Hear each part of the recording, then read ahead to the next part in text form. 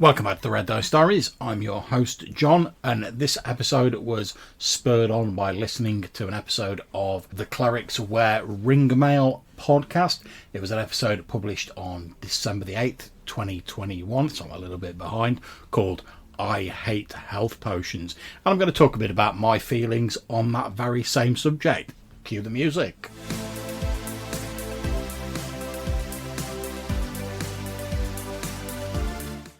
Okay, so I'm not going to go into a deep dive on what Taylor put in his episode, although I highly encourage you to go out and listen to it. There's a link to that in the description below. But very briefly, from what I got from the episode, and obviously Taylor, let me know if I'm putting words in your mouth here, is Taylor made the point that OSR gaming has a strong element of strategy, and that having easy access to potions somewhat negated the need to come up with creative solutions to problems. Because, you know, when you face like some mammoth encounter that seems like you can't just go in with the swords and fight your way through it, if you've got healing potions, you're like, well, maybe I'll take that risk because I can always chug a healing potion afterwards and I'll be fine. Whereas if you don't have that safety net, you have to sort of think creatively, oh, do I want to get into this fight?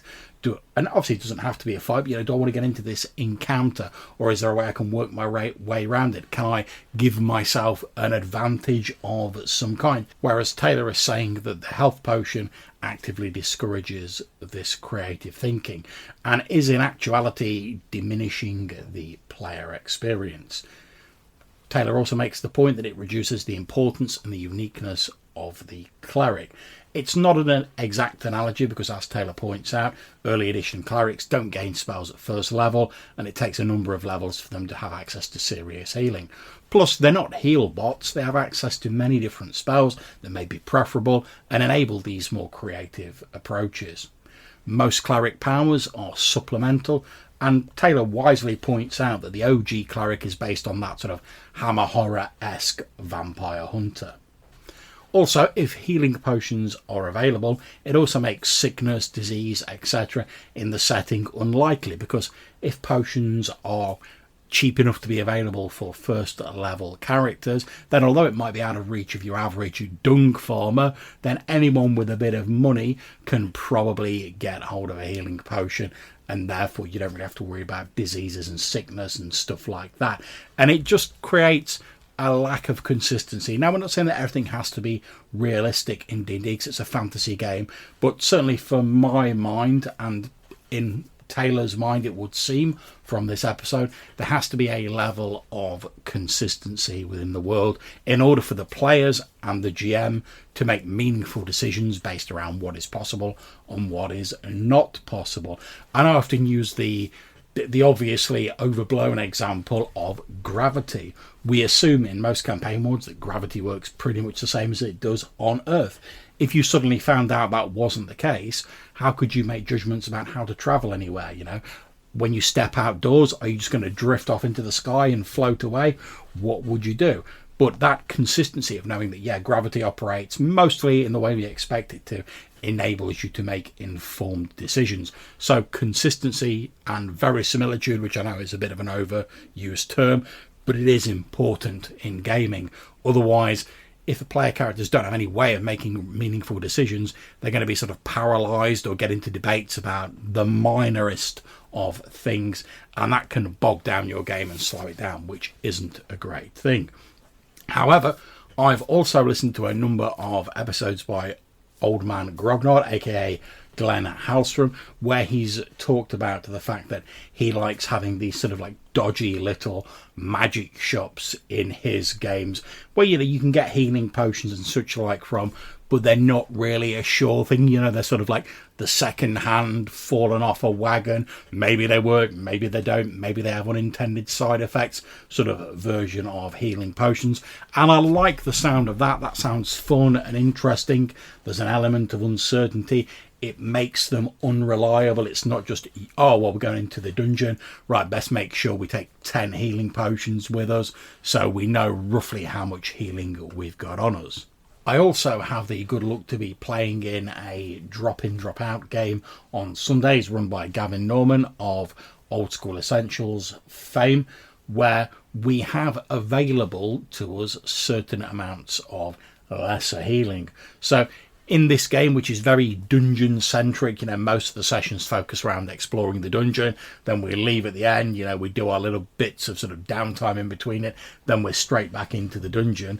So in this game, Gavin has made available a number of amounts of sort of like lesser healing and various bits and pieces. So in this game, you can buy what's called Quail Marrow. It's these sort of like seed pod-like things from a marsh reed. Costs 25 gold pieces a dose. You can chew them, which takes 1 turn, and it heals 1d3 hit points of damage. But you can only use one of those doses every 24 hours, and it takes a turn to eat and chew the quail marrow. So you're paying 25 GP for it.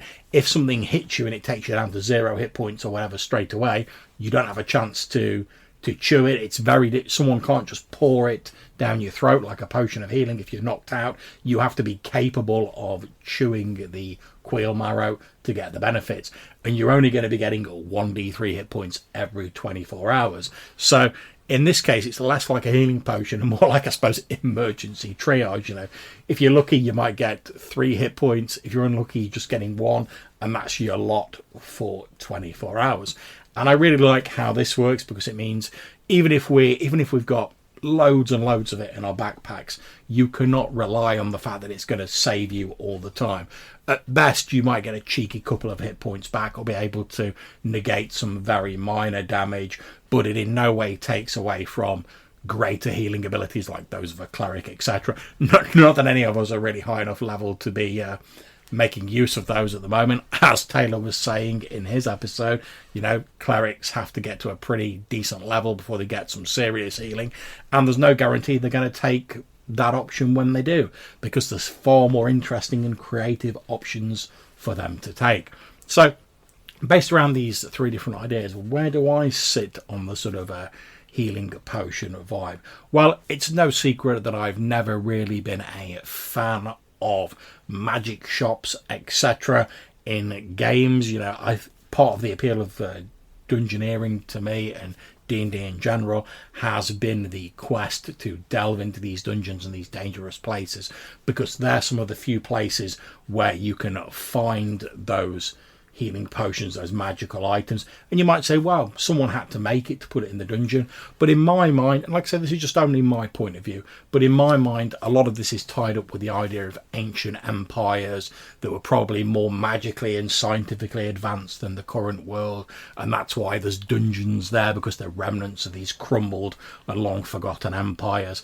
And likewise with the magic items, there may be things that once were commonplace in this more advanced sort of civilization, but now the ancient old techniques have been lost and they're very difficult to discover. They may be impossible to make, or maybe there are a few people who can do it, but it's only like the 1 or 2 like high level sort of NPCs who exist in the campaign world.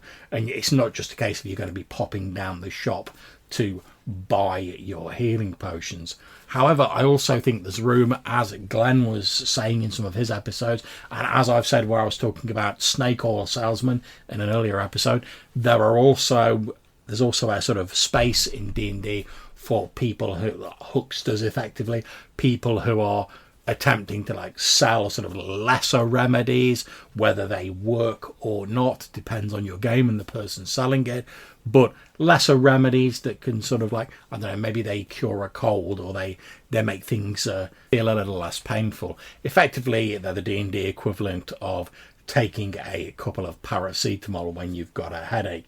It's not an instant cure-all, but it might help a little bit, although how much of that is psychosomatic depends on the specifics of your game. So I think the ideal sweet spot for me is not to ban healing potions outright, although they should certainly be rare and difficult to get hold of. You certainly shouldn't just be able to load up on them before you go into a dungeon, because I do agree with Taylor. Part of the appeal for me with AD&D is people coming up with creative solutions to a problem, and if you can just bounce into everything with your broadsword and be like, well, I'm alright, I've got 16 healing potions in my backpack, I'll be fine, then you don't really need to think about it too much. And it smacks to me more of the sort of like the video game logic, you know, where like, oh yeah, I've got 8 healing potions, so all I've got to do is survive past this baddie, chug a few healing potions, and I'm grand on to the next encounter. And there's nothing wrong with that for computer games. It works absolutely fine. Doesn't really work as well for me with tabletop RPGs. However, I do like this idea of these dodgy sort of snake oil salesmen and the uncertainty that goes with, like, you buy a tonic off some random gimmer in a local village, and he's like, oh yeah, this is a renowned healing tonic. You buy it off them, and then when you go to chug it in a dungeon, when you're in like a life or death scenario, the GM says, all right, roll me a percentile dice to see what the effect of it is. And then suddenly you have that additional sort of ratcheting up of the drama, where not only are you injured, but also now you don't know what this potion's going to do. You have no idea if it's going to heal you, kill you, or have some other random effect, but you're at that ragged edge where you've got no choice. You've just got to risk it, and that could be really entertaining. So I think that's probably where I sit on this matter. So I'm going to put a link to the Cleric's Wear Ringmail episode in the description of this. I'll put a link to Old Man Grognard's podcast as well. I'll also put a link to my previous Snake Oil Salesman episode of this podcast. Check them out. If you'd like to get in touch to tell us what you think about this health potion debate, or maybe just chat about something else to do with RPGs, we might feature you in a future episode. You can leave a voicemail message using SpeakPipe or Anchor, or if you prefer, you could send us an email to rddrpgpodcast@gmail.com. So before I go, I just want to thank Taylor from Cleric's Wear Ringmail, Glenn Hallstrom, Gavin Norman, and all the other people who've inspired this episode. Thank you very much. Until we see you again, take care, everybody. Stay safe, and whatever you're playing, have fun.